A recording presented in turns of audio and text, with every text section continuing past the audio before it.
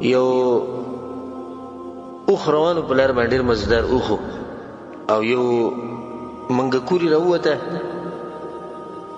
نو دې منګکوري دې اوخ ته وی چې ته زما ډېر خوښ شوی یو، ما سره واده وکړه. نو هغه ورته صحیح ده. بس د اوښ دا پړی نیولی، اوښ یې ځان سره روان کړی و، خپل کور ته یې بوو. نو چې کله ورسېدو هلته نه اوښاریان ودرېدو چې دې کور ته به زه ننوځم څنګه و، دا څه طریقه ده. نو دې منګکې ته یې دا وویې یا دې منګکوري ته یې دا وویې، وی یا خو دروازې دنګې جوړې که او یا د ځان دپاره چې د بل څوک محبوب وګوره، ځکه چې زه دغه ځای ته نشم ورتلی.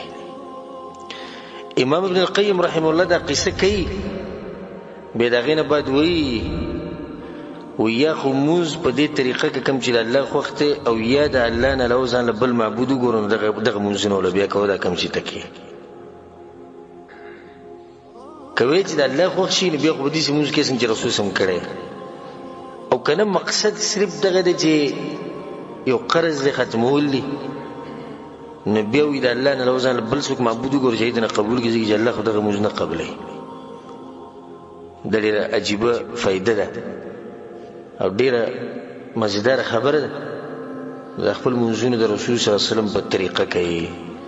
والله العظیم که د قیامت پر ورځ تنده تپوس کېږي چې مونځ د چا په مذهب کوو، امام ابو حنیفه، امام شافعي، امام مالک، هېچ چا تپوس نه کېږي. دا تپوس به نه کېږي محمدي مونځ دې کوو او که نه، رسول صلی په طریقه دې مونځ کوو او که نه، دې تپوس به نه کېږي. او د رسول صلی الله علیه وسلم په طریقو کې ټول خیر دی، د خیر نه علاوه پکې څه شته نه، د خیر نه علاوه پکې څه ټول خیر دی. او کوم سړی چې په عمل کوي نو په هغه کې هم بیا څه په هغه کې خیر وي.